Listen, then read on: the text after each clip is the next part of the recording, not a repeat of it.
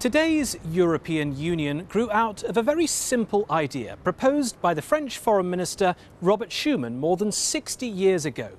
Integrating French and German heavy industry to make another war between those two countries impossible.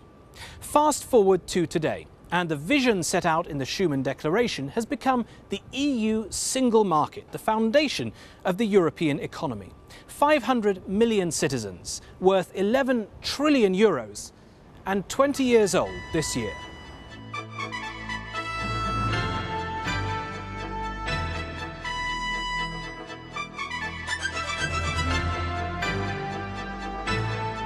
Quand vous êtes en Chine ou aux États-Unis, qu'est-ce qui fait que les Européens sont respectés, malgré la crise, malgré les difficultés, malgré la crise de la zone euro avec l'endettement?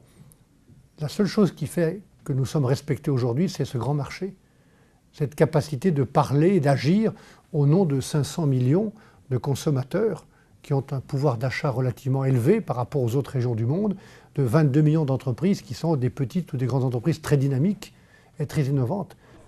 Michel Barnier is responsible for managing the world's biggest single market, and he's also part of our EPP political family. As the European Commissioner for the Internal Market and Consumer Protection, he has the job of promoting competition, removing distortions, and delivering benefits for all Europeans. The EU is beset by problems and debates about its future, but after 20 years of the single market, Monsieur Barnier thinks it's important to look beyond the politics and focus on how the Union has made itself relevant to the lives of its citizens.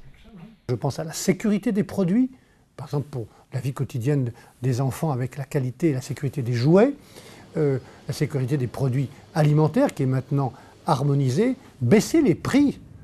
Par exemple, le téléphone portable, ça coûtait 1,98 € il y a 15 ans la minute. Aujourd'hui, on est à moins de 35 centimes. Donc, on a favorisé pour les transports aériens, pour le téléphone portable, pour la vie quotidienne, grâce à cet espace commun, également l'accès des consommateurs et des citoyens à des produits, à des services moins chers. The single market is undoubtedly one of the biggest milestones in the construction of European unity. But although we're marking the 20th anniversary this year, the idea of a single market emerged at the birth of the European project. In 1957, 6 countries signed the Treaty of Rome, creating the European Economic Community. The treaty set out the 4 founding freedoms of this common project: the freedom of movement of people, goods, services, and capital. But making those dreams a reality in an ever-growing community of member states turned out to be much more difficult. By the early 1980s, the European project had lost its way following years of social and economic upheaval, and this had created a crisis of confidence in Brussels. At the time, it was, well, the big word was Eurosclerosis. Many proposals relating to the internal market were on the table, but spread around, not combined together. Each member state had the feeling that negotiations on any of these directives could carry on for ages without any real consequences. There were some good projects around in company law, but they were all disputed for all kinds of good reasons. And basically, the doubt was that, how to regain momentum, basically. Michel Petite served for almost 30 years in the European Commission, latterly as head of the legal service, but in the 1980s he served as an advisor to 2 of the architects of today's single market. One was Jacques Delors, the visionary president of the European Commission, responsible for a transformation in the morale and political ambition of the EU. The other was Lord Arthur Cockfield, a European Commissioner from Britain, who first identified all the practical barriers to creating a single market and then systematically set about removing them.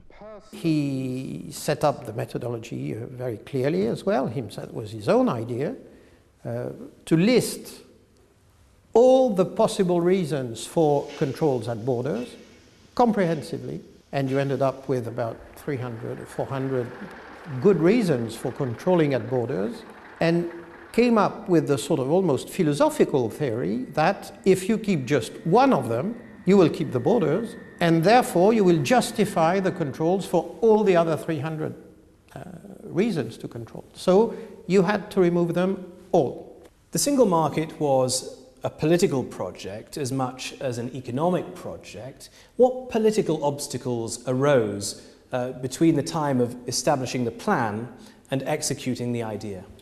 At the time, most of the decision making in the Council was at unanimity.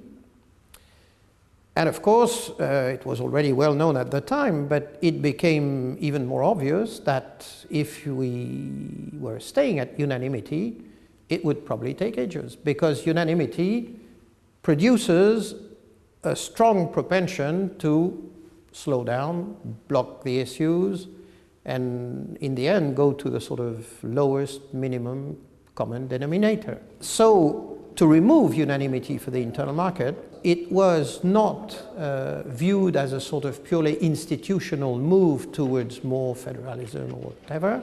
It was viewed as a tool and purely a technical tool in order to get a better decision making for this internal market program. And from that time, the whole thing accelerated. The deadline for the creation of the single market was set for the 31st of December 1992. With the milestone Maastricht Treaty having been signed by EU leaders the year before, it seemed as though the European project was newly resurgent. And for the EPP political family, the creation of the single market was good news, not only in itself, but because of what it represented, a commitment to the kind of balanced, inclusive economy at the heart of our political family's ethos. We have always, as EPP, said that we don't want to have just a free market in Europe, but that we want to build it on the basis of the idea of the social market economy, by the way, stemming from the Freiburg University, where I have studied myself. And the idea is that by creating wealth, you can generate this on both sides, as for businesses, as for consumers, and that's what we have always tried. But sometimes it's difficult to find the right way in the middle. But I think the EPP has always tried seriously to work out the best solution for consumers, for citizens, and for businesses and entrepreneurs. Andreas Schwab is a German MEP from our group and our spokesman on consumer issues. For him, the 20th anniversary of the single market is a time not only to look back, but to look ahead and seek new opportunities. I mean, one key element is the digital single market, because consumers tend to buy more and more online. Now there is a certain number of legal issues around this behavior, and I hope that we can get to a real uniform European sales law. That's at the moment underway. Secondly, I think we should have a close look on sectors of a specific cross-border nature. All commercial activities, but also a lot of services playing an important role in the European Union. In theory, the single market should work just like any other market. Goods and services are on offer, and people can make their choice based on price, quality, and convenience. In practice, though, the single market has worked rather differently. Some member states and some sectors of the economy have been resistant to others coming in and taking a slice of their business. You've also got to think about problems like different languages and different currencies, even in the era of the euro. So if the 20th anniversary of the single market is a cause for celebration, it's also a time for contemplation and to ask, how can we do things better? Elle a beaucoup progressé, mais non, elle n'est pas satisfaisante. Il y a encore des défauts ou des retards dans les transpositions de tous les textes qui font fonctionner cet grand espace économique et social, et ces 4 libertés qui sont fondamentalement les 4 libertés du grand marché européen: liberté de circulation des personnes, liberté de circulation des services, des marchandises et des capitaux. Nous avons encore beaucoup de progrès, et donc je suis très vigilant, y compris quelquefois quand il faut faire des procédures d'infraction, pour que les États membres fassent ce qu'ils ont dit.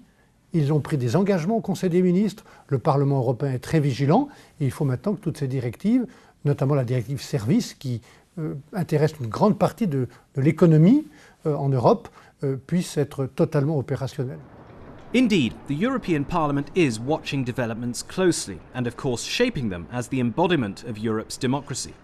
For the EPP Group, one possibility to make the single market work better is to change the kinds of laws that apply, to move from directives, which give member states some flexibility in implementation, to regulations, which are more prescriptive and more likely to break down the barriers that remain. For the future, to boost the single market and to use it completely, also especially in this time of crisis, we need to have sometimes, not all over, but in some areas, really one law for the whole market. And that is unfortunately very difficult because member states so far haven't liked it, but we hope that we can have convincing arguments to tell them that for the next 10 years we need a time of regulations in the European Union, of laws stemming from the European Union itself. If the EU is ever going to regain and retain its global competitiveness, to create jobs that its citizens need and to deliver sustainable economic growth, then strengthening the single market will be critical.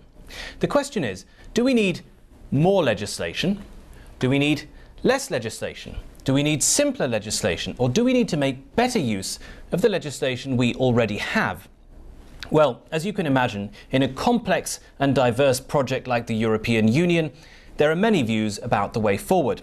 But the EPP Group, as Europe's largest and most influential political force, will be leading that debate, using the single market to deliver concrete, everyday benefits for Europe's businesses and citizens alike.